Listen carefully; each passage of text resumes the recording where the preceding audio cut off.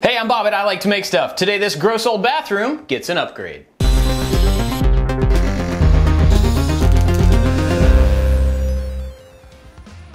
If you've been around the channel for a while, you've seen me renovate a couple of bathrooms. We did a full renovation of our master bathroom all the way down to the studs. We moved plumbing. It was a really big project.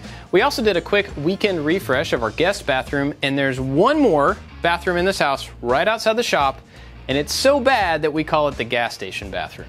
And you can see why we call it a gas station bathroom. This place is pretty gross. It hasn't changed since 1983 when it was made, and it's the place that we wash out all of our paintbrushes, and it's just a basement bathroom. But part of us moving into the new building is giving part of this basement back to the family. And that means we need to take this bathroom and make it usable and nice for them. So we're gonna completely gut it and put everything new in it and make it nice and cool and modern for them. And big thanks to the Home Depot for sponsoring this video and giving us all the stuff we're gonna use. So the first step is to tear everything out. Even me!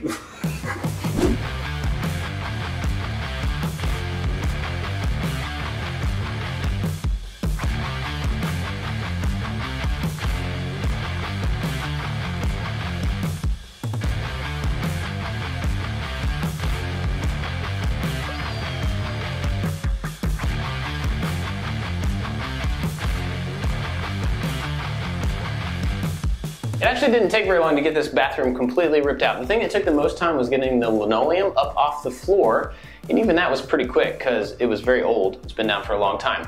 A little note about that, when you take linoleum up, oftentimes it will leave a paper backing that was glued down, and you don't want to leave that there if you're going to be putting tile on top of it. That paper will end up soaking the moisture out of the mortar and make it not as strong, and the tiles may end up coming up. So try to get as much of that paper out of the way as you can. And if you can't get all of it up, it's not a huge deal. Just make sure that you wet it just a little bit before you put the mortar down so that it won't leach the water out of the mortar. Okay, now let's talk about tile.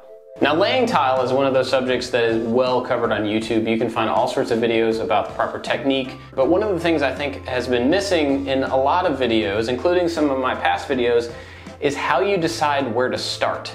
Now, if you have a rectangular or square room and you're using rectangular or square tiles, that's pretty easy. You find the center point between two walls and you make a mark. And then you find the center point in the other walls and you make a mark. When you draw those two lines, you end up with a cross that you can use to start your tile. But if you're using a tile like me that is not rectangular or square, then you have to figure it out a little bit differently. And in my case, it's gonna matter how these interact with the walls, so we're gonna start there. This is a small space, so let me give you kind of the idea of where everything is. The door is right there. The toilet's gonna be right behind me. The vanity is gonna be right here. So this entire wall is gonna be pretty much covered with stuff. That wall is gonna be open, and this wall is gonna be open. In fact, this one will be the one that you see right when you walk in the door.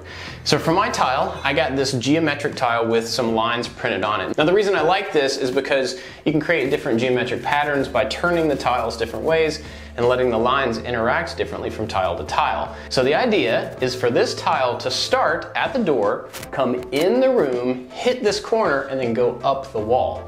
But I don't want it to stop with a straight line. I actually want it to be kind of jagged, following the honeycomb shape, and have some sort of a kind of climbing up the wall. I'm not exactly sure yet, but this corner right here is a really important consideration when thinking about this shaped tile. So along this wall, I want to have a nice flat edge, which means I'm going to cut all of these in half so that when I stack them up, they're big tiles that run up to that clean, visible edge. Same thing on this corner, except that by cutting these in half, I can actually take half of it and stand it up. So it will look like a single tile is folding up the wall. And that gives me a place to start over here on this side. Now obviously I'm gonna have to work this way towards that wall, and by the time I get over there, I may have to make some weird shortcuts. But that's all gonna be covered up by the toilet and the vanity, so you're not really gonna see what that edge looks like. So I have to make sure that this is really clean, and to do that, we're gonna start on the wall. You could start by cutting these down if you want, but I actually just traced it onto some scrap wood and then cut it in half. So I've got kind of two templates for half pieces. That way I can start to lay it out here against the wall and figure out whether I want to butt them like this or like this, how far out they need to start. And once I can figure that out, then I can start laying out these pieces and tracing them to start to see where the pattern is going to be on the wall. Obviously, they're not going to match up exactly once you start putting in spacers and all that, but it'll give you an idea of how you need to cut the first pieces to start down here. I think I have the climbing up the wall thing figured out. I still have to figure out the pattern, and that's really important. You have to have that done before you start cutting tile, because in this case, the direction that the tile is sitting has everything to do with the pattern. So I have to make sure that I'm actually getting these in the right orientation before I start cutting everything in half. Luckily, most of my cuts should be right down the middle, and I am doing these point to point. I'm gonna cut across here rather than across face to face. I think it's gonna be easier in the long run. And to cut them, I'm gonna use a couple of different types of tile cutters. This is a manual one. It scores it and you kind of crack it. These work great and they're really inexpensive. But also wet tile saws will give you a nice clean edge if you have a sharp blade. And so I'm gonna use one of those if it warms up enough outside.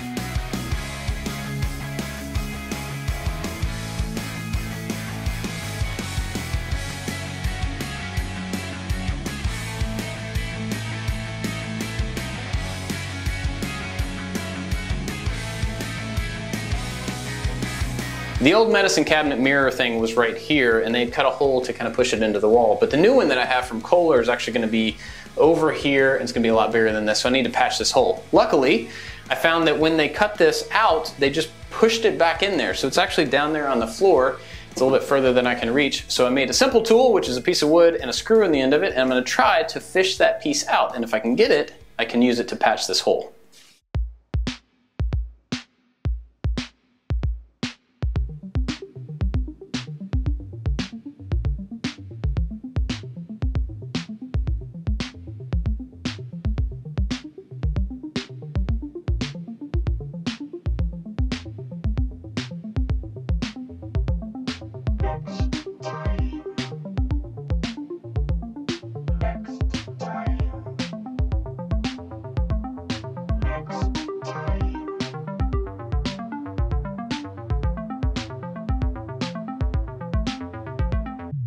So I got a fresh coat of paint on both of these walls. They're nice and bright and white now, but this wall behind me is going to be a dark blue. I've got that color picked out and I think it's going to match really well with the tile. I ended up taking a piece of the tile into the store to kind of pick the color next to it. And once I get this painted on here, I still have to fill the gap around the outside of this tile and around the tile in the wall and the tile to tile in the bottom corner. And for that, I'm going to use sanded ceramic tile caulking. This is color matched to the grout that I used down here, so it's going to look exactly the same, and I'll be able to more easily fill the lines around the top here and in that bottom corner, and it should make a pretty nice transition between the tile and the painted wall. So let me get this painted up and this filled, and then we can actually start moving stuff in.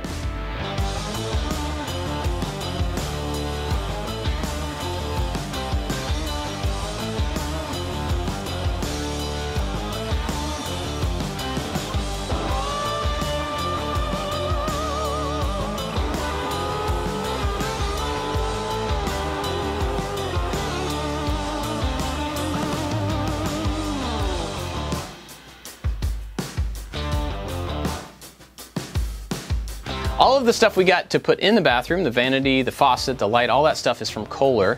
And I chose it all because it's super modern and simple and sleek. Most of it's from the Rubicon collection, in case you want to check it out. We'll have links to all the stuff that we used. So now we're going to take all this stuff, install it in the bathroom, and finish this thing up. We're ready to put the toilet in finally, but I wanted to point something out because we raised the floor surface and the flange for the toilet did not change. Now you need to make sure that that flange is above the finished floor surface, usually. So since we brought the floor up, we need to compensate, and you can do that by adding an extension ring on top of the existing flange, or in our case, we're actually going to use a non-wax ring to put underneath the toilet. This is a combination of rubber and foam, and these are good just because you don't have to mess with the wax, but also because they work with flanges that are below the line, that are even with the floor, or above. So honestly, this is the way to go.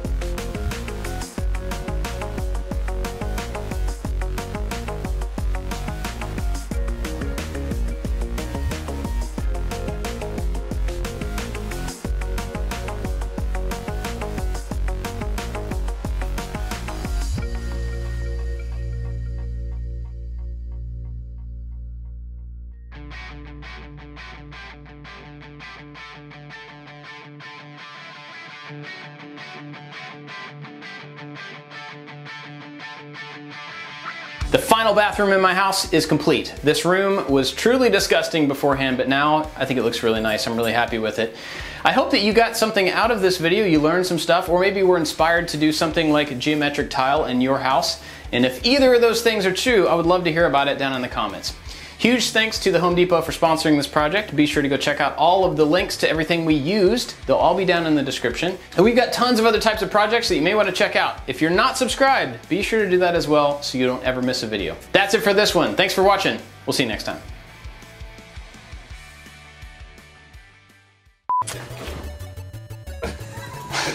We're just gonna go install it all and call this a bathroom. Dang it! I don't know where I was going with that. And we're gonna go to the bathroom. Ready? I guess that's fine. Finger guns.